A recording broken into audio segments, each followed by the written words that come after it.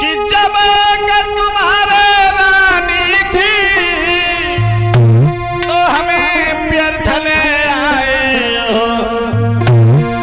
एक भोग करन को काफी थी हमें भार झोंके बेगुलाए।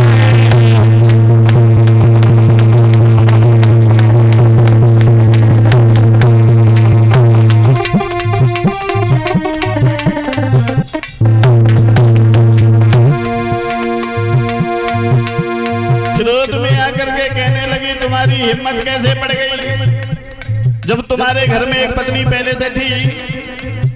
क्यों गए हमारे पिता के दरवाजे पे बाबा जी?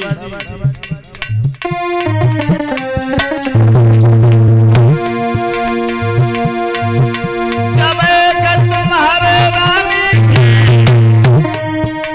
तो हमें व्यर्थ ले आए। एक भोग करन को काफी थी हमें भार झोंके बेगुलाए।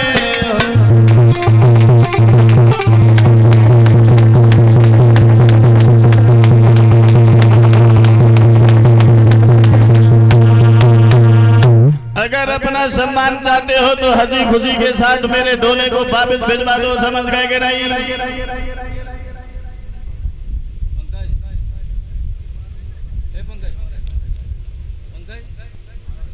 इस डोले को वापस भिजवा दो। वो तन पात खड़े थे खड़े रह गए। वो बाची बा ये क्या हो गया?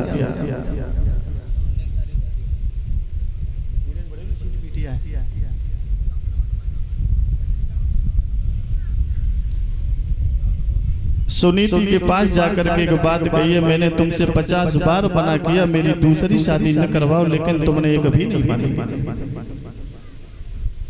अब तुम ही जाओ और जाकर के उसे सम्मान के सहित अंदर लेके जाओ। सुनीति धीरे धीरे आगे बढ़ी। डोला के पास जाकर के दोनों हाथों को जोड़ करके एक बात कही है, दीदी ये घर द्वार तुम्हारा है, ये परिवार तुम्हारा है।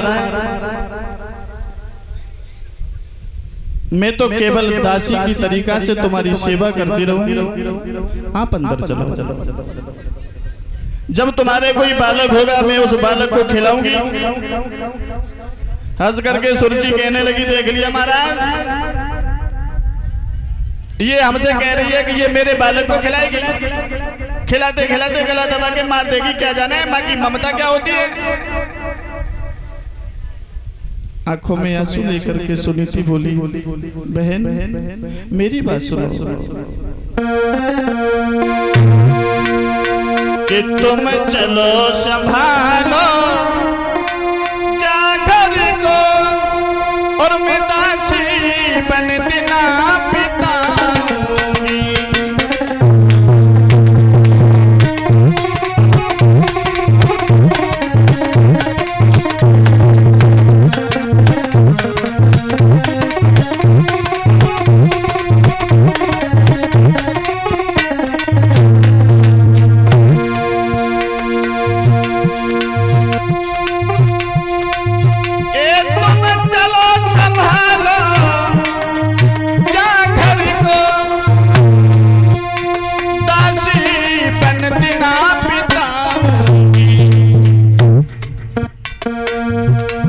जो द्वारे से तू लौटी बहन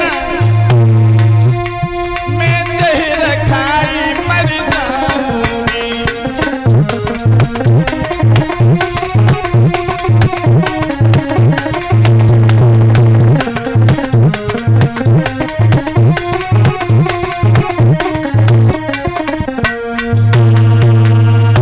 आंखों में आंसू लेकर के एक बात कहिए, बहन ये घर द्वार तुम्हारा है, दौलत से भरा भंडार तुम्हारा है। मैं केवल दासी की तरीका से तुम्हारी सेवा करती रहूंगी। आप अंदर चलो।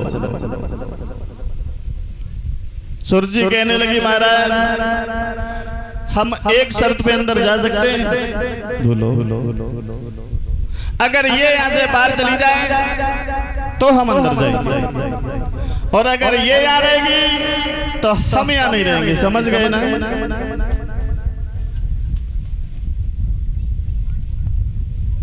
अगर ये जाकर के खेतों पे रहे तो हम अंदर जाएंगे। सुनीति कहने लगी, बहन अगर तुम ये चाहती हो कि मैं जाकर के खेतों पे रहूं तो मैं खेतों पे भी रह लूंगी, लेकिन आप अंदर चलो। देख लीजिए सुनीति, देख लीजिए वो माँ आज अपनी छोटी बहन के कारण खेतों पे रहने के लिए तैयार हो गई। और आजकल की कोई महिला होती तो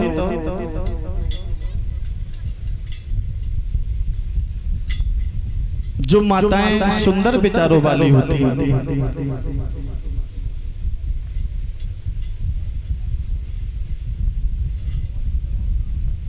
वो केवल यही सोचती रहती है कि भगवान हमें सुख बाद में दे, पहले मेरी बहन को दे। खेतों पे जाने के लिए तैयार हो गई। सुरजी कहने लगी, तू खेतों पे जाएगी, वहां एक झोपड़ी रखवा दी जाएगी, वहां एक चाकी रखवा दी जाएगी, सूखे जौ दे दिए जाएंगे, उन्हें पीसना, बनाना, खाना, लेकिन खाने के बाद आराम नहीं करेंगे। वहां जाने के बाद कागाओं को उड़ाएंगे। सुनीति कहने लगी, बहन जो भी आप कह रही हो हमें सब मंजूर है, लेकिन आप अंदर चलो। देख लीजिए वो मैया सुनीति आज खेतों पे जाने के लिए तैयार हो गई। धीरे धीरे खेतों की तरफ बढ़ी है, सोचती हुई जा रही है क्या लिखा है प्रभु मेरी किस्मत में, जो मैं आज खेतों पे रहने के लिए तैयार हुआ। ये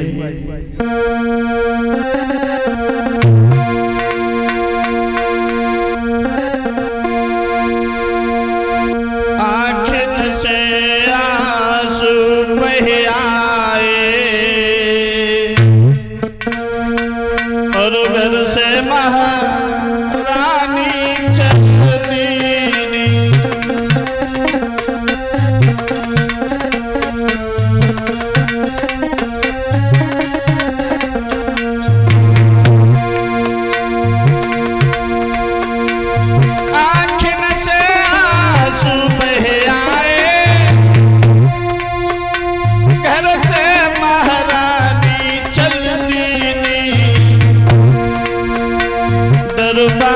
छोटो दरबार छोटो खेतन की रास्ता कहली।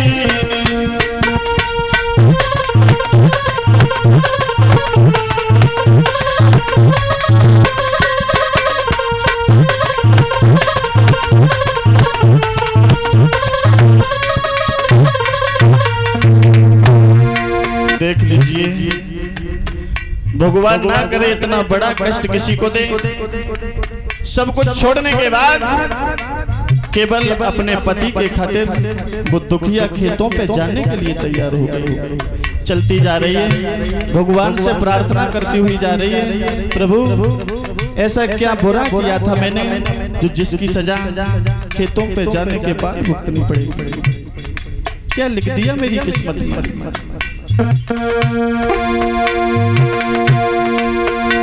क्या लीला है नारायण की, क्या हाल प्रभु ने बना दिया। ना बात किसी ने भी पूछी, ना बात किसी ने भी पूछी, अपने दरबार से भगा दिया।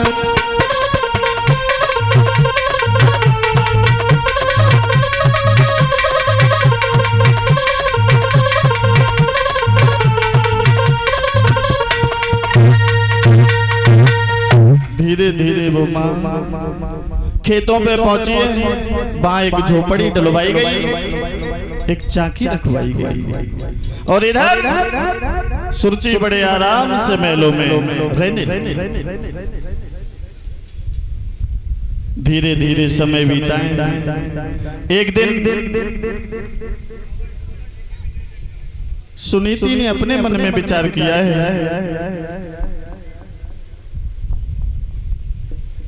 मेरी कोख से किसी बालक ने जन्म नहीं लिया, जिसके कारण मेरे पति की बांह छूट गई।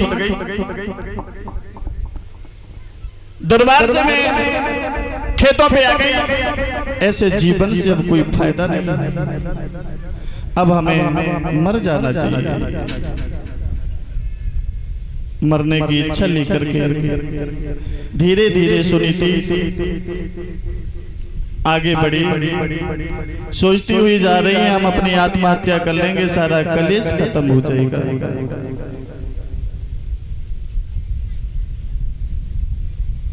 चलते चलते वन में पहुंची है। हुआ ये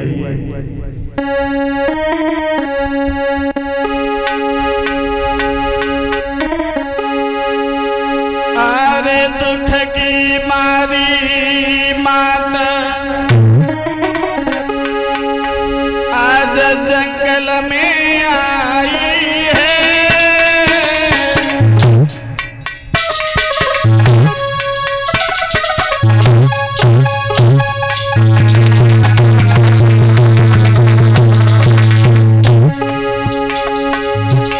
अरे दुख की मारी मात आज जंगल में आई है।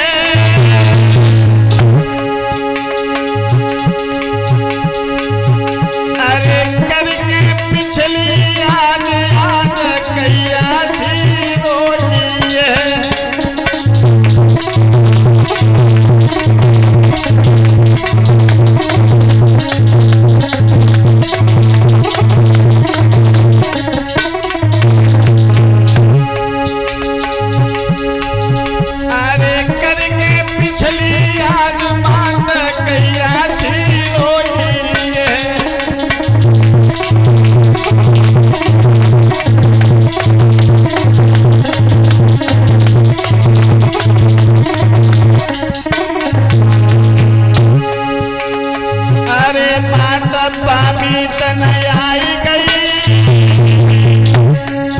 धीरे धीरे चलते चलते सोचती हुई जा रही है मैं अपनी आत्महत्या कर लूंगी, मर जाऊंगी।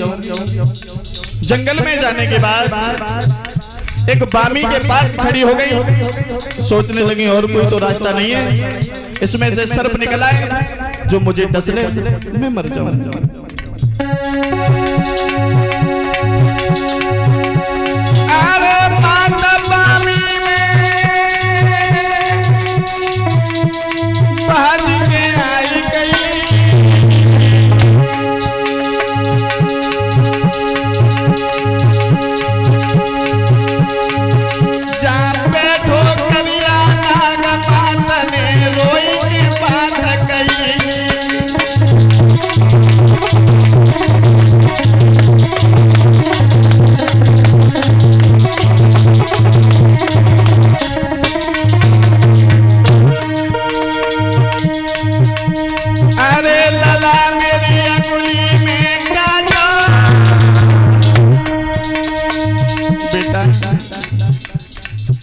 मेरा पूरा जीवन दुख में निकल गया, मेरे लाल तुम हमें अंगुली में काट लो, मैं मर जाऊं, सारा जीवन लीला ही समाप्त हो जाए।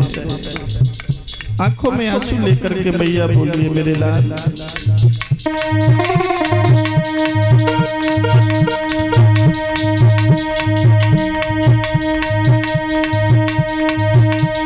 अरे लाल अंगुली में मेरे काटो,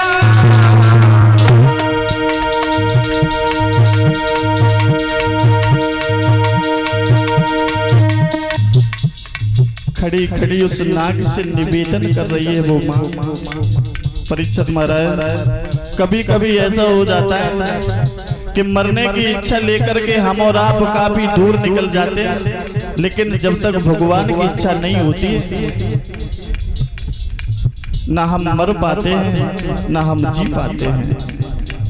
आपने देखा होगा जो मरने के लिए जाते हैं बच जाते हैं, और जो बेचारे फूंक फूंक के कदम रखते हैं कि हमें कुछ हो न जाए, हम कहीं मर न जाए, तो उनका ये पता नहीं लगता है कि वो कब आए और कब चली गए।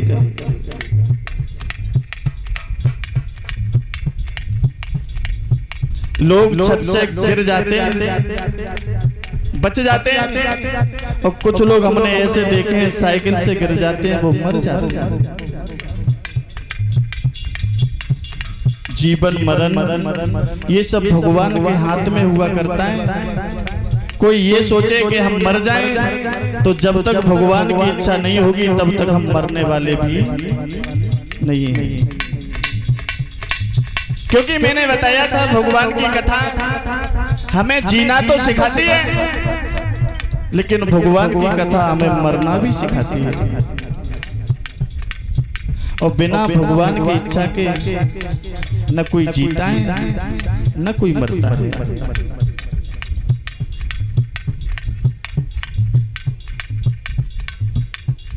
बिना भगवान की इच्छा के न कोई जीता है न कोई मरता है। ये सब भगवान के हाथ में हुआ करता है।